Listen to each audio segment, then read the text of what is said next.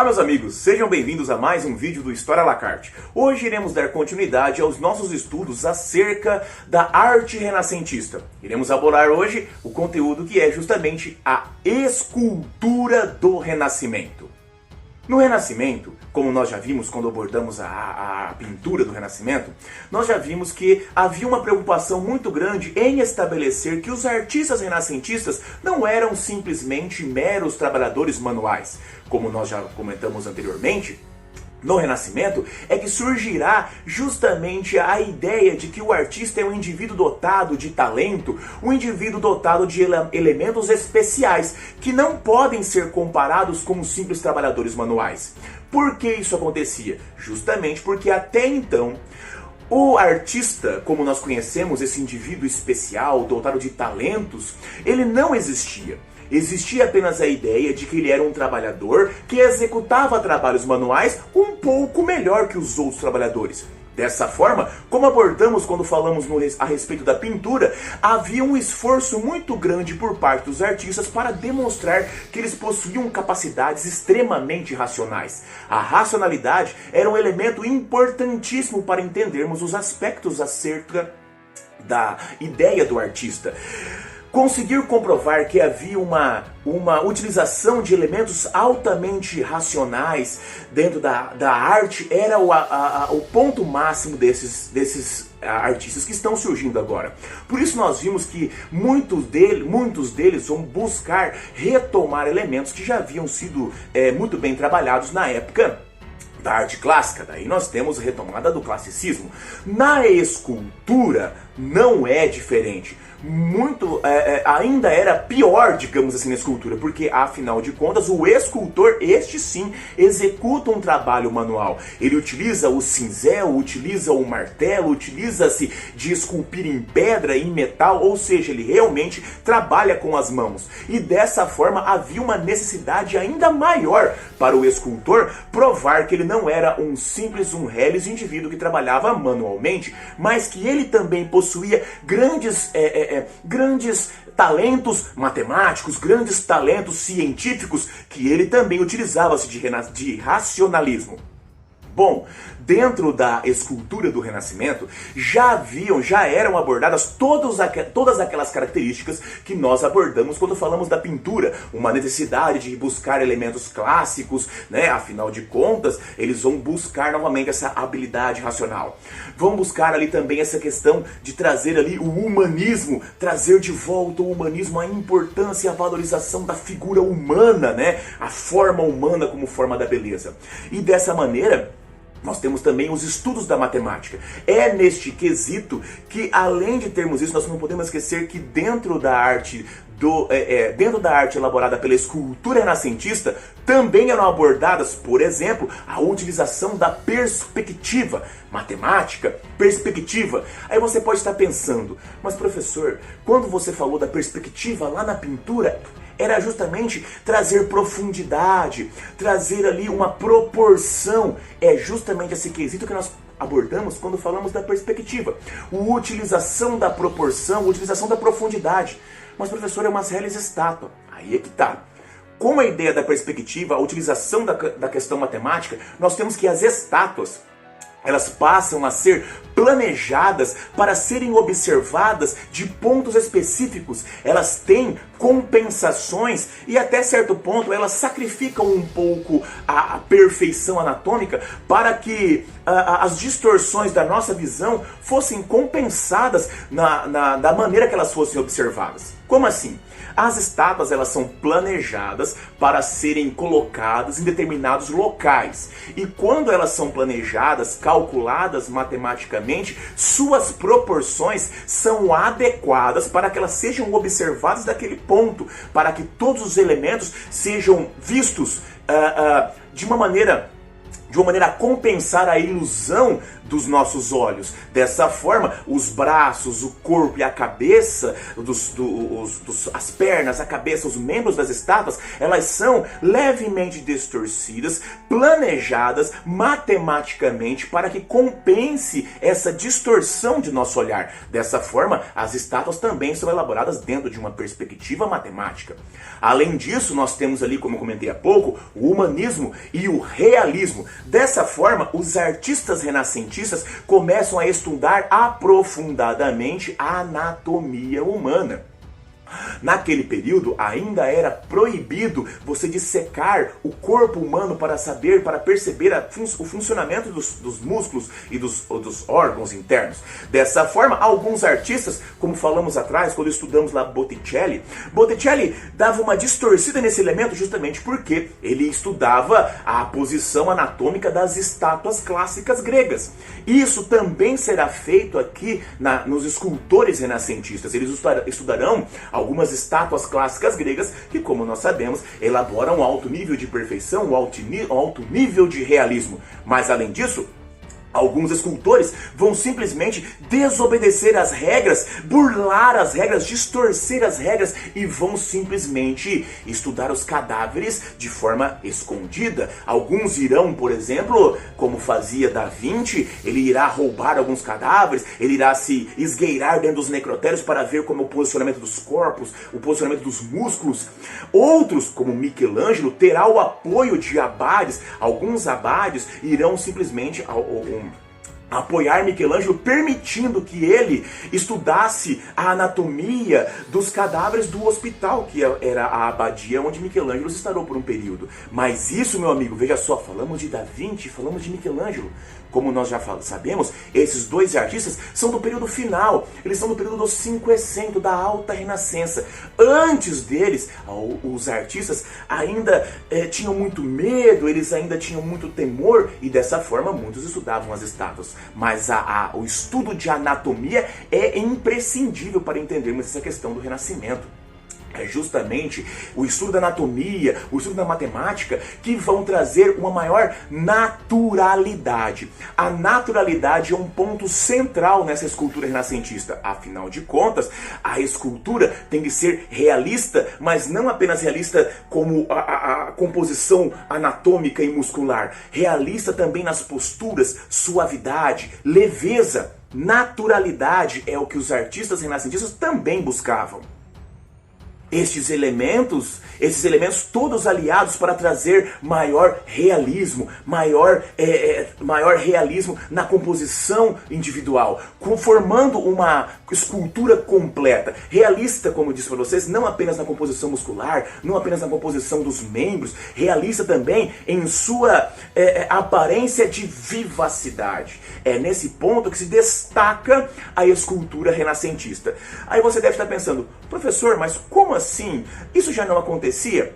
Vamos agora, como nós fizemos lá quando abordamos a arte, a pintura renascentista, vamos fazer aqui apenas, vamos voltar um pouquinho no tempo. Vamos voltar um pouquinho no tempo para que possamos visualizar como era a escultura antes do Renascimento, antes da adoção dessas características. A escultura, ela não era uma escultura que tinha níveis de naturalismo. A escultura, por exemplo, por volta do século XII, nós temos ali no século XII a escultura românica. Na escultura românica, nós temos que ela tinha funções muito específicas.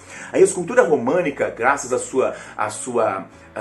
o românico, né, meus amigos, é a arte justamente do feudalismo. Como vocês sabem, o mundo feudal era um mundo mais ligado com questões, digamos assim, do sobrenatural, o medo do sobrenatural, o medo do ano 1000, onde o mundo iria acabar. Dessa forma, essas pessoas estão aguardando, elas estão esperando o retorno do Senhor, o retorno de Jesus, que vai salvar a humanidade. Neste quesito, as esculturas, as pinturas medievais, como nós já falamos lá em nossa aula de pintura renascentista, elas eram distorcidas. As esculturas também eram distorcidas. A escultura românica, ela é pautada pela distorção. Ela é distorcida para que não haja uma identificação, para que não haja a identificação entre o que está esculpido, por exemplo, uma imagem de Jesus esculpida, com uma pessoa que por acaso apareça lá no feudo, na vila e afins. Dessa maneira, então, havia essa preocupação. As esculturas eram exageradamente alongadas, como vocês podem observar aí no Cristo em Majestade. Elas eram exageradamente alongadas, onde a desproporção era o foco principal. Não havia uma preocupação com proporção, não havia preocupação com realismo e não havia preocupação com naturalidade.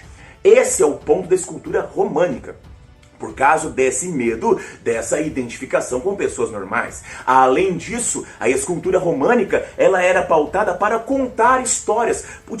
Elas eram utilizadas como forma de ensino. Por isso a escultura românica era uma escultura didática. Vocês podem observar, por exemplo, nesse Cristo em Majestade que nós temos aí, ao redor dele, ele está em todo o seu esplendor, toda a sua beleza, seu poder exalando e expulsando os demônios. Demônios que estão localizados ao redor da escultura, que estão sendo expulsos pelo poder de Deus.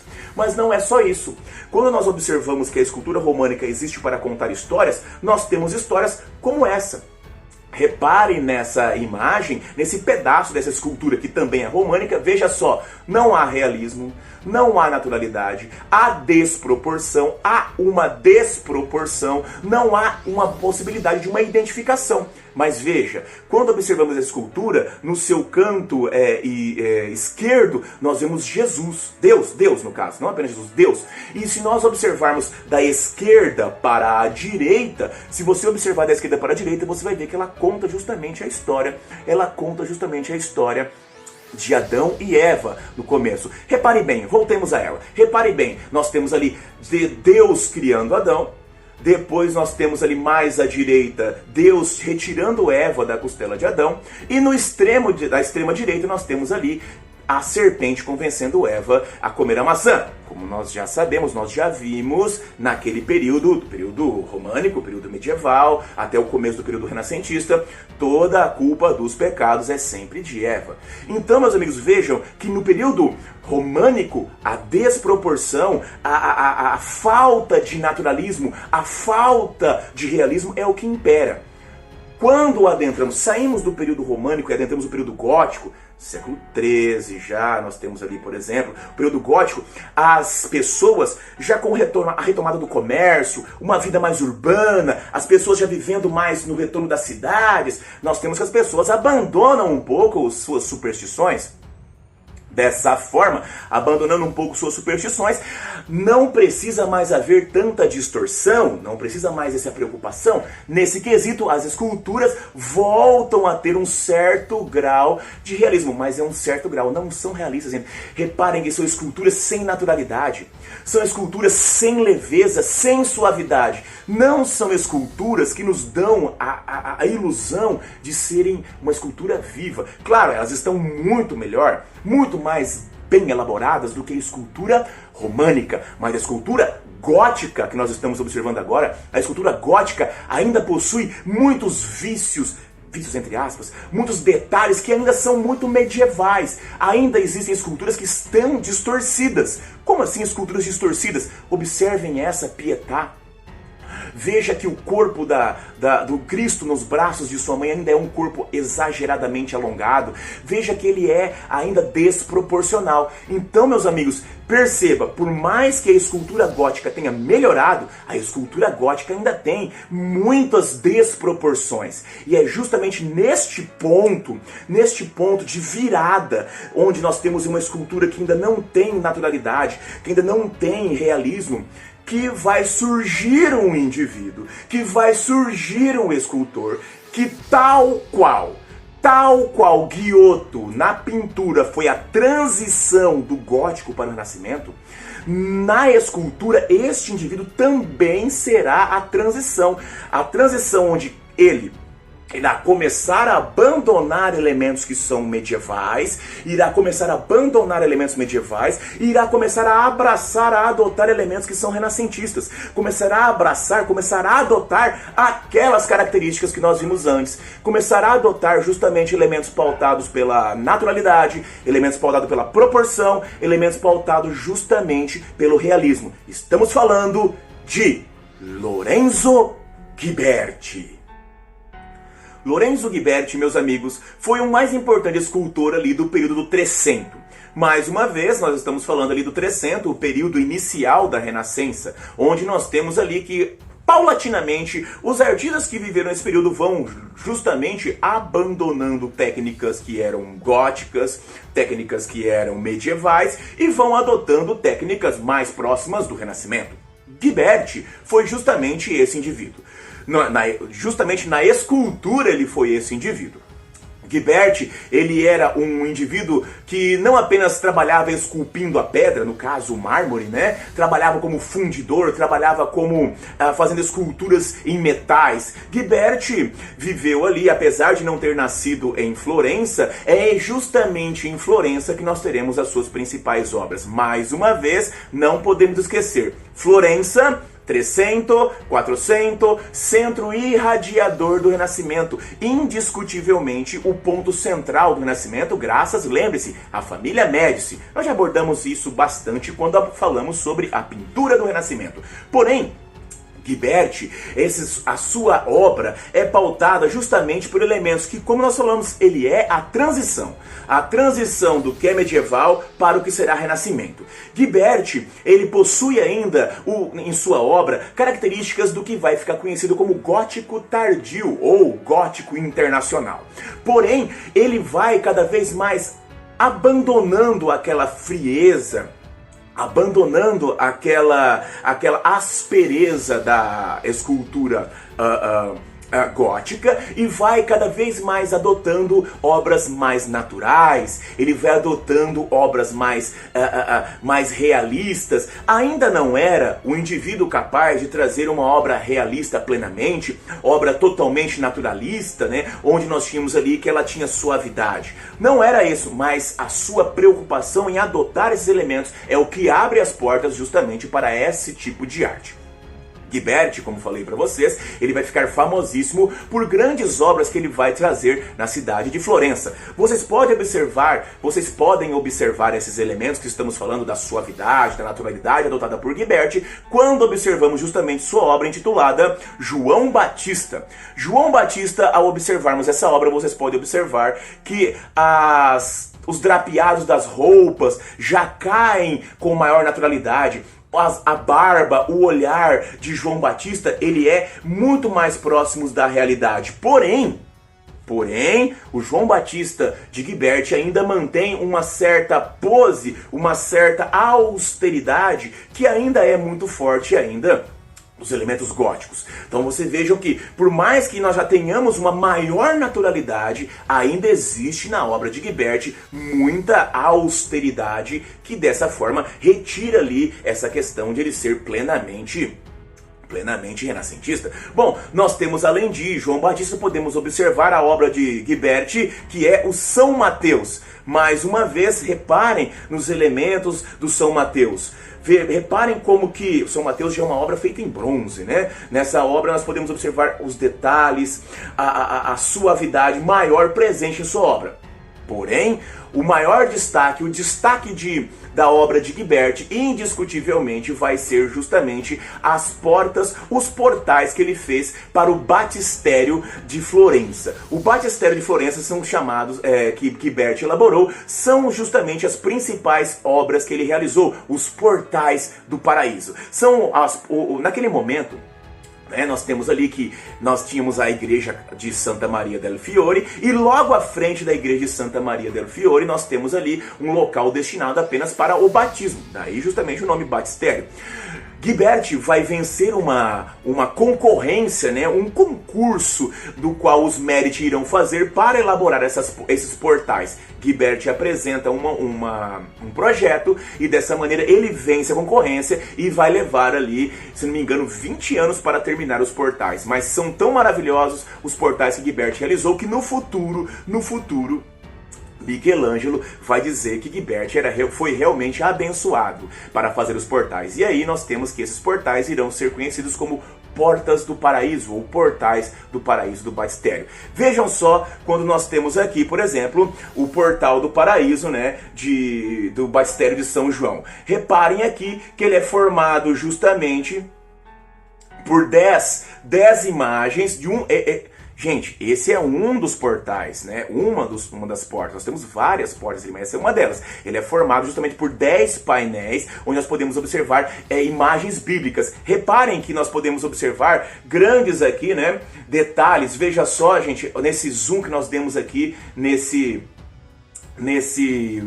detalhe do portal, onde nós podemos elaborar aqui a qualidade do realismo, a qualidade da suavidade de Guibert. Olha só esse outro elemento aqui, onde nós podemos observar. Mas, mais uma vez, fica evidente que Guibert, por mais que ele tenha ali justamente esses inícios, mais uma vez, é o início dessa situação, onde não podemos justamente dizer que Guibert, ele é o indivíduo que vai ser puramente renascentista. Ele, durante toda a sua vida, ele sempre manteve esses elementos, essas influências do gótico, esses elementos ali que traziam, digamos assim, não trazia a naturalidade causada ali, que é a característica, o realismo, a naturalidade, característica justamente do Renascimento. Por isso, Guibert é visto como o artista, o escultor da transição. Ele abre as portas para esses novos elementos, do qual os futuros artistas que virão, eles vão abordar muito melhor, e se tornando puramente renascentista, né? Dessa forma, então, Guibert, o principal artista do Trecento, justamente ali abrindo as características básicas do Renascimento. Já no período do Quatrocento, destaca-se um outro artista muito importante. Estamos falando de Donatello. Donatello, ele foi contemporâneo de Lorenzo Guibert. O detalhe é que Lorenzo Guibert fala assim, mas professor, por que então Donatello é um artista do Quatrocento e Guibert é um artista do Trecento, se os dois viveram praticamente ao mesmo tempo? Guibert nunca abandonou as suas concepções artísticas muito mais focadas em influências góticas do que renascentistas. Donatello, diferente de Guibert, vai paulatinamente se adaptando, se transformando e vai cada vez mais abandonando as referências góticas e adotando referências renascentistas. Donatello vai se aperfeiçoando e cada vez ficando mais realista, cada vez ficando mais dentro da vida da arte do Renascimento. Essa é a grande diferença. Guibert fica, digamos, no Trecento. Donatello dá um passo além. Ele começa da mesma forma que Guibert, mas ele vai além, indo para cada vez mais dentro do Renascimento. Donatello, meus amigos, viveu de 1386 a 1466. Como comentamos, muitos artistas não podiam estudar a natureza no próprio corpo. Donatello foi um desses. Ele estudava as obras helenísticas, ele estudava as obras romanas e dessa forma tentava cada vez mais se aperfeiçoar dentro de sua obra, estudando os clássicos, estudando os antigos. Por isso, Donatello acaba elaborando em sua obra 3 fases. Nós temos que a obra de Donatello é pautada por 3 momentos. No primeiro momento, a primeira fase de Donatello ainda é justamente pautada por elementos ainda muito presos, muito dentro da arte gótica. Ela era muito similar à obra feita, por exemplo, por Guibert. Uma obra que já estava mostrando elementos próximos da realidade, elementos próximos da naturalidade, porém era uma obra ainda muito austera, uma obra ainda muito pesada, uma obra ainda muito, digamos, acho que o termo mais correto mesmo é austeridade. É uma obra ainda que não tem a naturalidade e a fluidez que haverá no Renascimento. Podemos observar esses elementos justamente na primeira fase de Donatello, ao observarmos esse São Jorge. Reparem que este São Jorge elaborado por Donatello, ele se assemelha muito mais a um cavaleiro medieval. Justamente o destaque dessa escultura está no seu escudo, o escudo gigantesco que toma quase toda a parte frontal da obra, justamente porque esta obra foi encomendada por uma guilda de fabricantes de armas, e dessa maneira destacar as armas era o que importava para esse momento. Reparem então o quanto que essa obra ela se assemelha justamente a um cavaleiro medieval. Essa é a primeira fase de Donatello, onde Donatello ainda era muito pautado pelo gótico medieval. No entanto, Donatello, como comentamos há pouco, ele vai estudando os clássicos. Nesse estudo dos clássicos, Donatello vai começar a se dedicar ao estudo das obras helenísticas. E ao estudar as obras helenísticas, Donatello acabará trazendo uma maior fluidez, uma maior naturalidade, e isso já faz com que ele quebre literalmente elementos ali que havia com o gótico. Nesse momento, na segunda fase de Donatello, nós já temos que Donatello já está praticamente um escultor plenamente renascentista. Isso fica evidente ao observarmos esse Davi. Ao observarmos o Davi, você pode reparar que essa posição, a posição do corpo de Davi, ela é extremamente similar ao Dorífero, uma das mais importantes obras que nós temos na arte grega. O Dorífero, o lanceiro, que quebra ali a rigidez, que quebra ali a imobilidade da escultura, justamente por trazer elementos onde cada parte do corpo da estátua apresenta uma musculatura contraída, uma musculatura relaxada, e dessa forma traz a ilusão do movimento. Donatello, em seu Davi, faz referência a essa estátua. A musculatura de Davi, a maneira que ele está ali, é justamente uma musculatura que lembra o Dorífero. O posicionamento dos músculos lembra o Dorífero. O posicionamento do corpo lembra o Dorífero. Ao observarmos isso, um outro detalhe. Essa escultura foi uma encomenda do grandioso Cosimo de Médici. Cosimo de Médici, lembre que nós falamos dele lá na pintura, um dos primeiros mecenas da família Médici. E essa escultura, ela foi encomendada justamente para comemorar a vitória dos florentinos e a libertação dos florentinos dos milaneses. Por quê? Se você analisar, nós temos ali Davi vitorioso. Ele acabou de destruir o poderoso e grandioso Golias. Se você analisar com maior atenção, você irá reparar que Davi possui um chapéu. Esse chapéu que está na cabeça de Davi era um chapéu clássico utilizado na época pelas tropas florentinas, que haviam vencido os milaneses. E, se você observar com maior atenção, a cabeça que dá aos pés de Davi, a cabeça de Golias, você vai ver o capacete do exército milanês. Essa obra comemora justamente a vitória dos florentinos sobre os milaneses. Essa obra ela foi muito controversa, essa obra ela foi muito criticada, essa obra ela foi muito combatida justamente por trazer um homem nu, Davi, um jovem nu. E atenção, ela foi combatida e criticada justamente pela sua realidade, pela sua naturalidade, justamente por ser uma obra tão natural, uma obra tão realista. Ela foi acusada de luxuriosa por justamente trazer um homem nu. Lembre-se, naquele momento ainda não havia retornado plenamente essa questão do nu. E é justamente essa obra de Donatello que vai reforçar a ideia do retorno do nu artístico para a obra. Essa é uma obra de grandes influências helenísticas. E é justamente se aprofundando na naturalidade, se aprofundando ainda mais nesse quesito de buscar uma naturalidade maior para essa obra, que Donatello, jamais experiente na sua vida, vai realizar uma das principais obras, que é da terceira fase. Na terceira fase, nós temos Donatello abordando justamente o drama, a emoção e a dramaticidade. E isso fica evidente, essa dramaticidade fica evidente quando observamos a estátua que ele esculpiu em madeira, que hoje está no Museu do Duomo de Florença, que é justamente Maria Madalena. Reparem, ao analisarmos Maria Madalena, o quanto nós temos da expressividade, o quanto nós temos do sofrimento pelo qual Maria Madalena passou em sua vida. Nesse quesito, lembre-se, Maria Madalena, uma ex-prostituta, estava sendo apedrejada, foi salva por Jesus. E, meus amigos, como vocês bem sabem, os discípulos de Jesus, depois de sua morte, foram perseguidos. Então imagine o quão sofrimento essa mulher passou. Sofrimento que está evidenciado no olhar, no corpo, nas vestes, na pobreza e na dor que está evidente em sua face.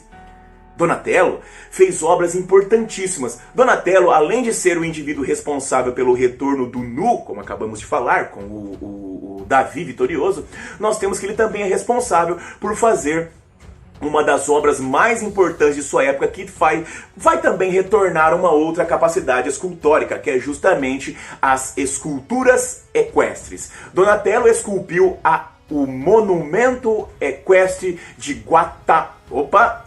vamos lá. O Monumento Equestre de Guattamelata. Nossa!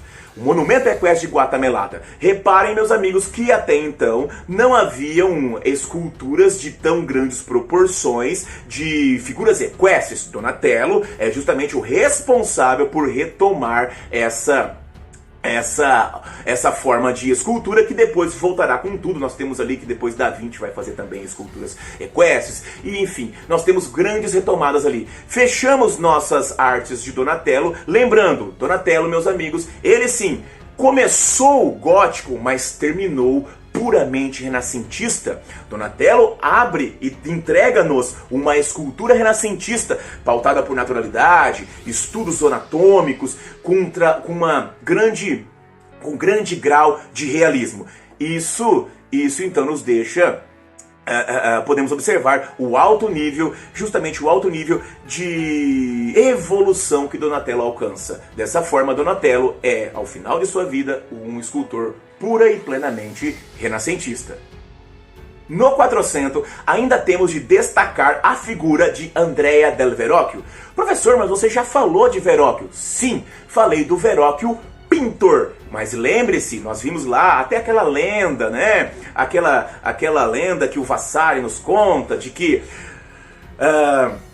Verrocchio pediu ajuda de Da Vinci. Ajuda não, né? Verrocchio estava ensinando Da Vinci e passou a ele uma missão. E quando Da Vinci cumpriu a sua missão, Verrocchio olhou a escultura e falou: meu Deus, não tenho mais nada para contribuir na pintura. Então Verrocchio dedicou-se apenas à escultura.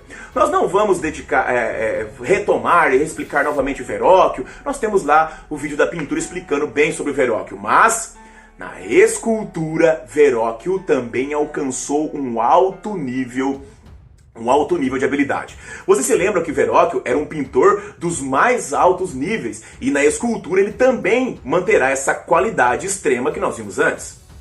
Como comentei anteriormente, Verrocchio era, além de um grande pintor, um grande escultor, ele também era um grande ourives, fabricante de joias, e dessa forma ele tinha habilidades para manipular os metais. E é justamente uma escultura feita em metal, em bronze, que nós vemos agora mais uma escultura de Davi. Reparem que Verrocchio cria também um Davi plenamente renascentista, pautado por a suavidade e naturalidade. Reparem na escultura de Davi justamente os detalhes que possui nas suas roupas, as suas vestes, a posição do corpo de Davi, mais uma vez uma referência ao odorífero. Esse tipo de situação, meus amigos, é clássico do renascentismo. Mas a escultura de Verrocchio que gosto mais, Verrocchio fez várias esculturas, meus amigos, mas a que gosto mais é justamente essa. Cristo e São Tomé. Reparem nos detalhes da obra do Cristo. Meus amigos, vejam nos detalhes das mãos, das roupas, né? Das roupas que caem, que se dobram. Essas características são importantíssimas dentro da obra de Verrocchio. Verrocchio e Donatello, um dos principais artistas do 400 do Renascimento. É impossível falar de Cinquecento e não falarmos de Leonardo da Vinci. Leonardo da Vinci, dos seus vários conhecimentos, de suas várias habilidades, ele também foi um grande escultor. A principal escultura que mais se destaca na carreira de escultor de Leonardo da Vinci é justamente uma escultura equestre que Leonardo produziu enquanto esteve em Milão. Leonardo, durante um período de sua vida, teve de sair da cidade de Florença e foi residir em Milão. Lá ele foi auxiliado, foi amparado, teve como mecenas o Duque de Milão. Nesse quesito, foi encomendado a ele uma grande escultura equestre, lembra lá do Guattamelata? Uma grande escultura equestre para honrar o ancestral pai do Duque de Milão, o pai de Ludovico Sforza. Dessa maneira, então, ele começa a realizar uma grandiosidade de estudos, ele começa a elaborar desenhos, pesquisas, análises, todos os tipos de formas que você possa imaginar para poder se aproximar da realidade, do realismo da sua obra conhecida como Gran Cavalo. Nesse quesito, então, essa obra gigantesca, ela foi finalizada lá em 1492, mas calma, ela não foi finalizada por completo. Como?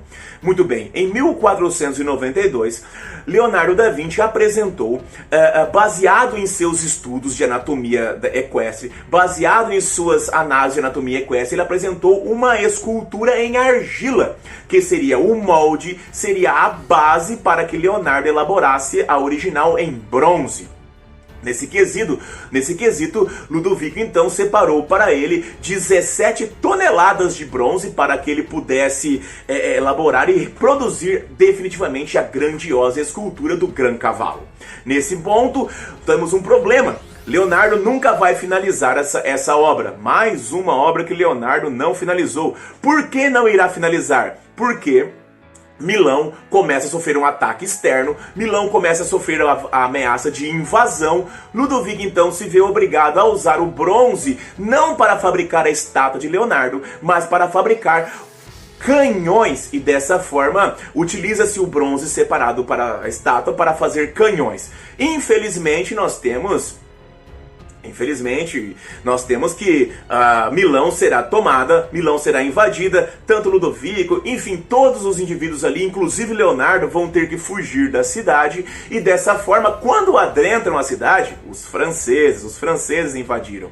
Os franceses, ao entrar na cidade, eles justamente descobrem aquela estátua gigantesca de argila, né?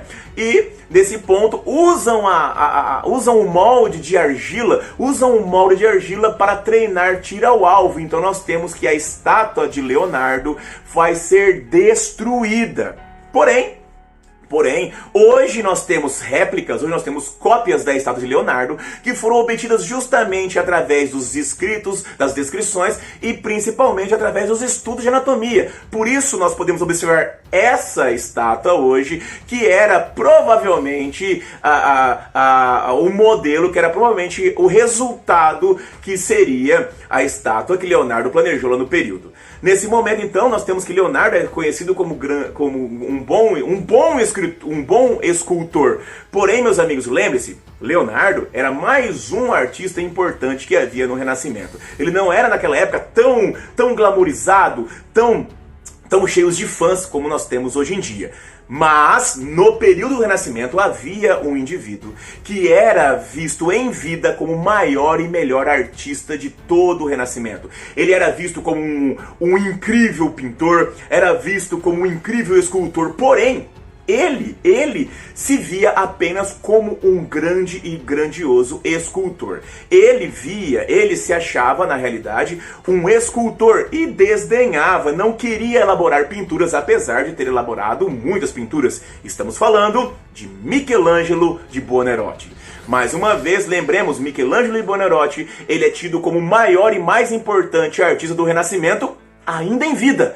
E como ele se via como um escultor. As obras mais famosas, quando se fala de escultura do Renascimento, meus amigos, as obras mais famosas do Renascimento são as esculturas de Michelangelo. Quando se fala em escultura, se pensa em Michelangelo. E, tal qual Da Vinci, nós iremos detalhar a biografia de Michelangelo aqui num vídeo próprio. Porém, para nossos estudos rápidos de história da arte, lembremos, Michelangelo vai alcançar o ápice da naturalidade. Michelangelo vai alcançar o ápice do realismo na sua obra. Lembre-se sempre, nós já comentamos lá na pintura de Michelangelo, ele tem grandes influências clássicas. Por isso, a estrutura, a musculatura das obras de Michelangelo são influenciadas pela obra clássica. Lembre-se, Michelangelo estava em Roma, estava ali na região, quando descobriu-se a estátua de Laocoonte e seus filhos. Ele vai se inspirar naquela obra clássica para criar as suas próprias esculturas. Gente, Michelangelo é um artista tão maravilhoso que suas obras, ainda na sua juventude, eram verdadeiras obras-primas. Por exemplo, uma das obras mais famosas esculpidas por Michelangelo é indiscutivelmente a Pietà. A Pietà de Michelangelo, meus amigos, podemos analisar a suavidade da Pietà de Michelangelo. Reparem justamente nas dobras das roupas que caem, né? Na túnica que ela cai sobre as suas obras, sobre seu corpo, né? Detalhe, se você analisar, você vai ver que o corpo da Pietà, ele está um pouquinho desproporcional. Lembra quando eu falei para vocês que alguns artistas chegavam a sacrificar um pouquinho a realidade para as suas obras, os seus objetivos? Dessa forma, Michelangelo, ele deu uma sacrificada. Primeiro que você vai ver agora que o semblante de Nossa Senhora é de uma jovem. E quando Jesus morreu, ela já era uma senhora. Nesse vídeo nós temos o primeiro sacrifício da realidade. Segundo, você pode observar agora que o corpo dela, a disposição do corpo dela, mais lembra um trono, um trono onde Jesus está depositado. Bom, e nem vamos falar, né, gente? Não vamos nem comentar a respeito da naturalidade do corpo de Jesus. Gente, a naturalidade do corpo de Jesus é incrível. Dá uma olhada, gente. Reparem na musculatura do braço de Jesus caído, das pernas. Veja o quanto essa musculatura, o quanto essa escultura, ela é natural. E aí, meus amigos, o detalhe, Michelangelo esculpiu essa obra em Roma com apenas 24 anos. Michelangelo tinha apenas 24 anos quando elaborou essa obra-prima da escultura mundial. Bom, se vocês acham, né, tudo bem, a Pietà é muito famosa, mas quando se fala de Michelangelo, a gente está falando da sua obra mais famosa. A obra mais famosa de Michelangelo, a escultura mais famosa, não a obra como um todo, mas a escultura mais famosa de Michelangelo, indiscutivelmente é o Davi. O Davi de Michelangelo, gente, Michelangelo esculpiu o Davi, ele tinha apenas 29 anos. Repare como o Davi tem uma inspiração na musculatura de Laocoonte. A musculatura do Davi é uma musculatura clássica. Os músculos, as disposições musculares são feitas de forma clássica.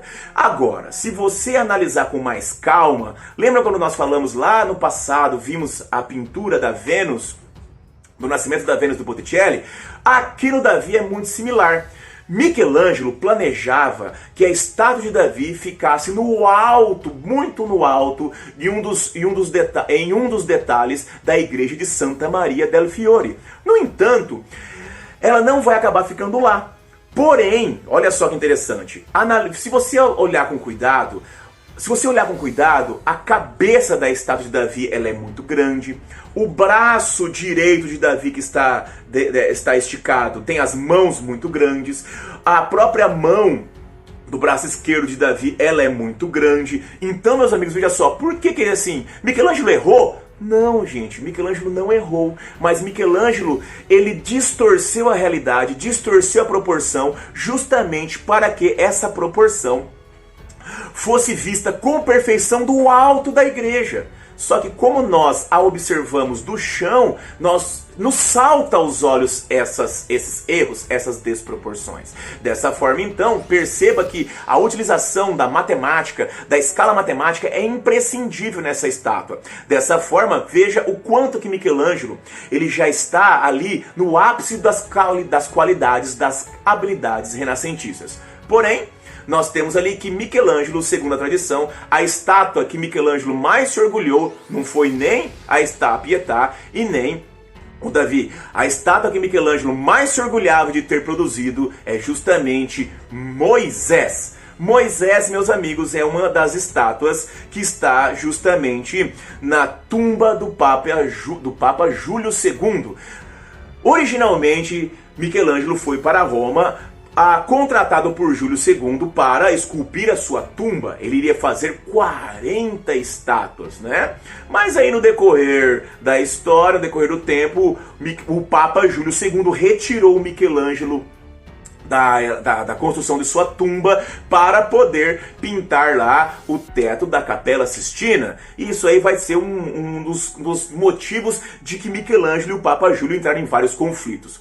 Segundo a tradição, segundo nos diz Lavassari, essa situação vai ser justamente porque havia um arquiteto vivendo em Roma, que nós vamos falar sobre ele no futuro, um indivíduo chamado Donato Bramante, Donato Bramante era amigo de um outro pintor que também estava sobre trabalhando para Júlio II, Rafael.